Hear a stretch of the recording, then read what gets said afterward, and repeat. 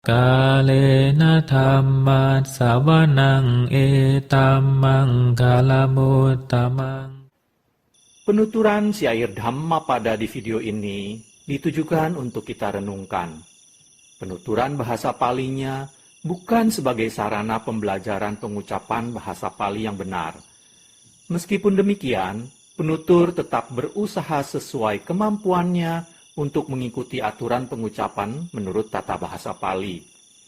Namun dengan segala kerendahan hati, penutur memohon maaf atas kesalahan yang terjadi, baik dalam pengucapan maupun dalam pelantunan bahasa Pali dari bait-bait Dhammapada ini.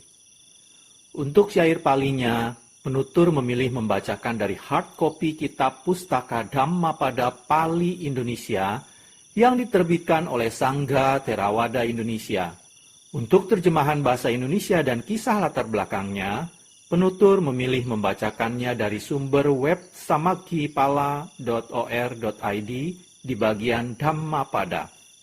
Semoga syair Pali Dhammapada beserta arti dan kisah latar belakangnya ini dapat kita renungkan sehingga membawa manfaat kebijaksanaan bagi kita semua. Semoga semua makhluk berbahagia. Sadhu, sadhu, sadhu. Terima kasih. Namo tassa bhagavato arahato samma sambuddhassa. Namo tassa bhagavato arahato samma sambuddhassa. Namo tassa bhagavato arahato samma sambuddhassa. Pembacaan bait-bait Dhammapada beserta arti dan kisah latar belakang dibabarkannya bait-bait tersebut oleh Buddha Gautama. Brahmana Wagga, kelompok bait tentang Brahmana. Bait 419 dan 420. Bait 419. Cuting yo wedi sattanang upapatin casabbaso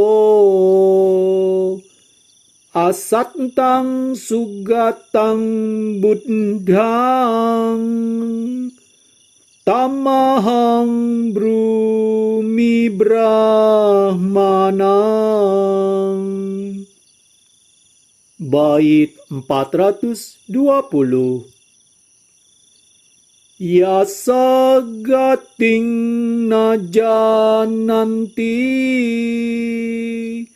dewa gandhabba manusa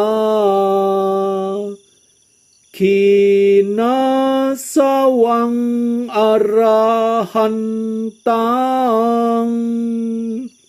tamahang brumi brahmanang.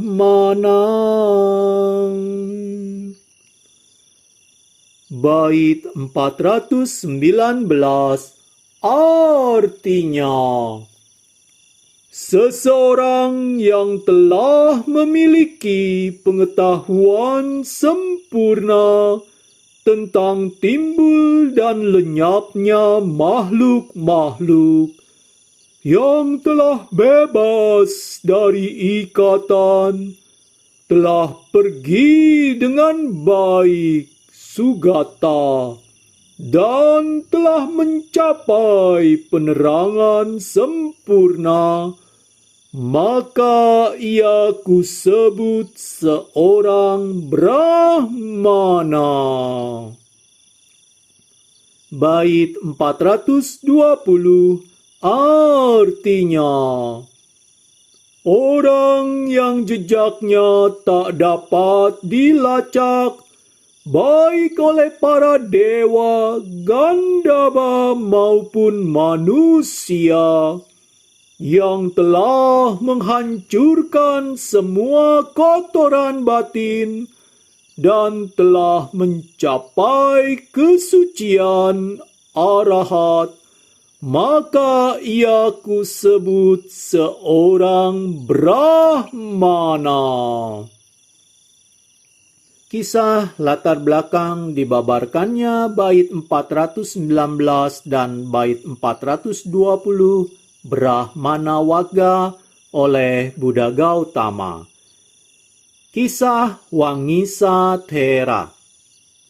Suatu ketika di Rajagaha terdapat seorang Brahmana bernama Wangisa yang dengan cara sederhana mengetuk-ngetuk tengkorak mayat seseorang yang telah meninggal dunia dapat memberitahukan apakah orang tersebut lahir di alam dewa atau di alam manusia, atau dalam salah satu dari 4 alam rendah,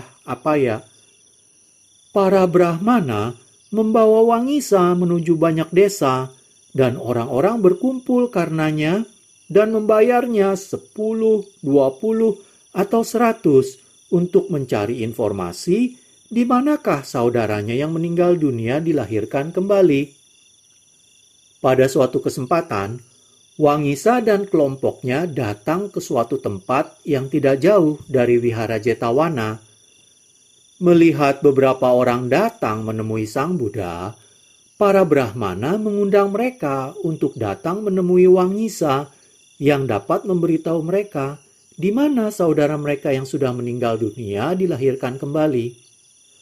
Tetapi para pengikut Sang Buddha berkata kepada mereka, "Guru kami adalah satu-satunya yang tanpa saingan.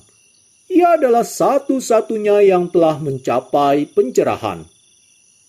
Para Brahmana mendengar perkataan seperti itu menganggap sebagai suatu tantangan dan membawa Wangisa menuju Wihara Jetawana untuk bertanding dengan Sang Buddha. Sang Buddha, karena mengetahui maksud mereka, memerintahkan para biku untuk membawa tengkorak dari seseorang yang terlahir di niraya atau alam neraka, dari seseorang yang terlahir di alam binatang, dari seseorang yang terlahir di alam manusia, dari seseorang yang terlahir di alam dewa, dan juga dari seorang arahat. Kelima tengkorak tersebut diletakkan berurutan. Kepada Wangisa diperlihatkan tengkorak-tengkorak itu. Ia dapat memberitahukan di mana pemilik dari 4 tengkorak yang pertama itu dilahirkan. Tetapi ketika ia menuju pada tengkorak dari seorang arahat, ia kehilangan jejak. Kemudian Sang Buddha berkata, "Wangisa, tidakkah engkau tahu? Aku tahu di mana pemilik tengkorak ini berada." Wangisa kemudian meminta Sang Buddha untuk memberi mantra gaib yang harus diketahuinya. Tetapi Sang Buddha memberitahu bahwa mantra tersebut hanya dapat diberikan kepada seorang biku. Wangisa kemudian memberitahu para Brahmana untuk menunggu di luar wihara sementara ia mendapat pelajaran mantra tersebut.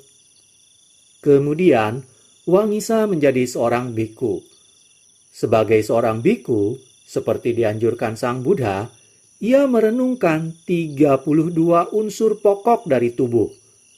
Wangisa dengan tekun melatih meditasi seperti yang dianjurkan oleh Sang Buddha dan mencapai tingkat kesucian arahat pada waktu yang singkat. Ketika para Brahmana yang sedang menunggu di luar wihara datang untuk bertanya kepada Wangisa apakah ia telah mendapatkan mantra tersebut, Wangisa menjawab, "Kalian semua lebih baik pergi sekarang, karena bagiku, aku seharusnya tidak lagi pergi bersama kalian." Para biku lain yang mendengarnya berpikir, ia sedang mengatakan yang tidak sesungguhnya. Sehingga mereka pergi menemui Sang Buddha dan berkata, "Bhante, Wangisa dengan cara seperti itu ingin menegaskan dirinya telah mencapai tingkat kesucian arahat." Kepada mereka, Sang Buddha berkata, "Para bhikkhu, Wangisa benar-benar mengetahui kematian dan kelahiran kembali makhluk-makhluk."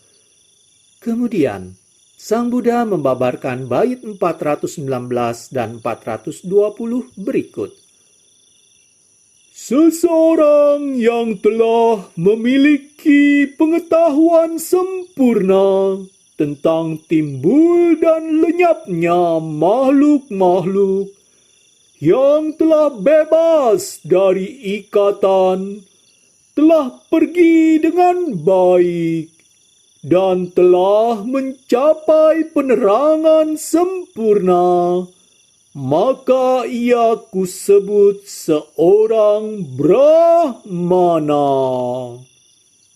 Orang yang jejaknya tak dapat dilacak, baik oleh para dewa, Gandhava maupun manusia, yang telah menghancurkan semua kotoran batin dan telah mencapai kesucian, maka ia kusebut seorang Brahmana." Catatan, yang telah pergi dengan baik adalah maksudnya Sugata. Sedangkan mencapai kesucian di sini adalah kesucian arahat. Kalena dhamma savanang etammang kalamutamang